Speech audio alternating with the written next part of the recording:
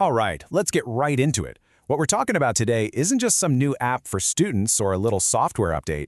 Nope. We are seeing a complete, fundamental transformation of higher education. It's a great overhaul, and it's all being driven by the crazy fast, unstoppable rise of artificial intelligence. Big tech is literally rewriting the college playbook, and honestly, the stakes could not be any higher. And you know, it really all boils down to this one single, urgent question. This is the question that every employer, every hiring manager is asking themselves right now. And in doing so, it's completely reshaping the value of a college degree right before our very eyes. So what's the answer? Well, the data is in, and it is pretty shocking. According to a huge survey from Microsoft and LinkedIn, 2/3 of leaders say they would not hire someone who lacks AI skills. That is an incredibly loud and clear signal from the job market to every single student on every single campus today. And get this, it's not just some tiebreaker. A staggering 71% of leaders would actually rather hire a less experienced candidate with AI skills over a more experienced one without them. I mean, just let that sink in for a second. AI know-how is now, in many cases, more valuable than years of traditional experience. Wow. And if that wasn't enough to get your attention, the money side of this is just exploding. A PwC analysis looked at almost 1 billion job ads and found that the wage premium for having AI skills more than doubled in just 1 year. It jumped from 25% to a massive 56%. The message couldn't be clearer. Learn AI, get hired, and yeah, get paid a whole lot more. So with that kind of insane demand from the job market, you can probably guess what happened next. Right now, the biggest names in tech are in a full-blown arms race, a kind of campus gold rush to get their AI tools embedded directly into the college classroom. And the scale of this is just immense. We're talking about Google pledging $1 billion for its AI for Education accelerator. You've got OpenAI putting up $50 million for its consortium, Microsoft is pushing its Copilot integration for pretty much everyone, and Amazon is backing its program with tens of millions in cloud credits. Just to give you a sense of the scale here, just look at California. A single statewide partnership bringing together giants like Google, Microsoft, and OpenAI is reaching over 2.5 million students across the state's community colleges and the Cal State system. And that's just one initiative in one state. And what happens when these tools actually land on campus? Well, the adoption is immediate, and it's overwhelming. The University of Manchester rolled out Microsoft Copilot to all its students and staff. In just 30 days, they hit a 90% adoption rate. The demand is definitely there. But, you know, this brings us to what might be the most critical question in this entire revolution. When change is happening this fast, how do we make sure it doesn't just benefit the schools that are already well-resourced? How do we stop it from leaving the most vulnerable students even further behind? I mean, who gets to shape this new AI economy?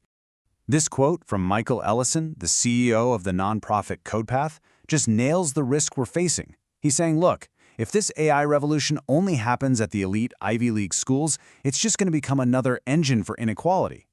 So the big question is, how do you stop that from happening? And that's where initiatives like this one come in. Anthropic, that's the company behind the AI Claude, they've partnered up with CodePath to deliberately target the schools that big tech often overlooks. They're providing free, professional-grade tools to students at community colleges, at historically black colleges and universities, and at Hispanic-serving institutions. And this is not just about handing out free software and calling it a day. No, they've built a specific 3-course pathway. Students start with the basics, the foundations. Then they move to real-world applications. And they finish by actually contributing to open-source projects using these AI tools. So they graduate with a portfolio of real work they can show to employers. And you can see that the model is really working. It's reaching the students who need this access the most. Think about this. Over 40% of CodePath's students come from families that earn less than $50,000 a year. This is a direct intervention, a real attempt to close that equity gap from the start. And you can really hear the impact in the words of educators who are right there on the ground. Harry Keeling at Howard University, a super prestigious HBCU, said this is the first time his students have ever had access to the same professional-level tools that engineers are using in their jobs right now. It's all about leveling the playing field. All right, so let's shift to the next big issue, which is this huge disconnect that's happening on campuses all over. You've got this bottom-up revolution where students are jumping on AI, clashing with a top-down institutional reality that is, frankly, struggling to keep up. I mean, just look at this reality gap. A wild 92% of students are already using AI for their studies, but at the same time, fewer than 40% of their schools have even figured out a clear policy on how to use it. That is a massive chasm between what students are doing and what the institutions are ready for. So why are colleges lagging so far behind? Well, the challenges are pretty major. Only 9% of their own tech officers think higher ed is prepared for this. The vast majority of faculty, 88%, are only using AI a tiny bit, if at all. Cost is the #1 barrier. And on top of it all, 85% of teachers say they just feel unprepared for generative AI in their own classroom. And this quote from Josh Jones just perfectly sums up the structural problem. Universities are designed to move slowly, carefully, deliberately. But AI is changing so fast that by the time a new course or a new policy gets approved, the technology it's based on is already old news. All of this forces us to step back and ask a much bigger, much more profound question.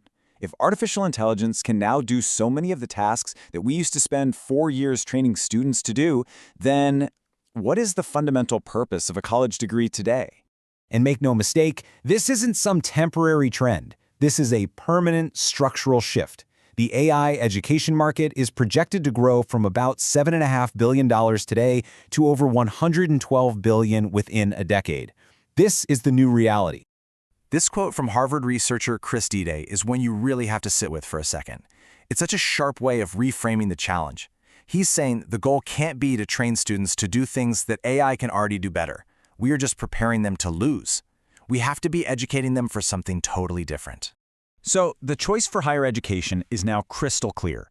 The institutions that adapt, the ones that partner with tech, retrain their faculty, and totally redesign what they teach, they're going to produce graduates who thrive in this new world. But the ones that move too slowly, they risk becoming obsolete, preparing students for a world that has, frankly, already disappeared. Which leaves us with the ultimate question, one that goes way beyond technology or curriculum. In an age where machines can know so much and do so much, what is the uniquely human value that we should be cultivating? What are we educating humans for?